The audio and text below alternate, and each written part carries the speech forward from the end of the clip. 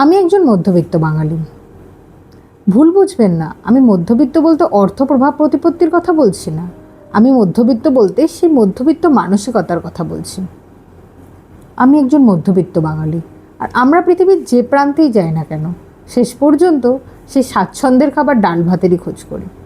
আমি একজন মধ্যবিত্ত বাঙালি, আর সারা দিন ক্লান্ত শরীরে পরিশ্রমের পর বাড়ি ফিরে এসে পরিবারের সকলের সাথে বসে চপ মুড়ি খেতে খেতে জমিয়ে আড্ডা দিতে, সিরিয়াল দেখতে, সিনেমা দেখতে পছন্দ করি।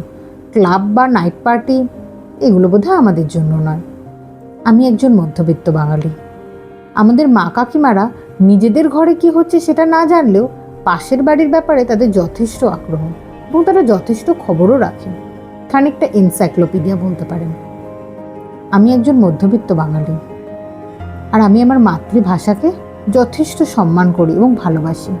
আমি ইংরেজি ভাষা জানলেও বা তাতে লিখতে পারলেও, তাই ইংরেজি ভাষায় কথা বলাকে সম্মান করলেও নিজের মাতৃভাষাকে অবহেলা কখনোই করতে পারি না। আমি একজন মধ্যবিত্ত বাঙালি।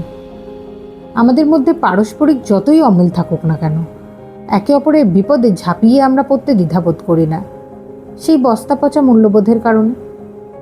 আমি একজন মধ্যবিত্ত বাঙালি, আর আমি আমার মধ্যবিত্ত হওয়াটাকে, মানে এই মধ্যবিত্ত মানসিকতাটাকে যথেষ্ট সম্মান করি এবং তাতে স্বাচ্ছন্দ্যও বোধ করি।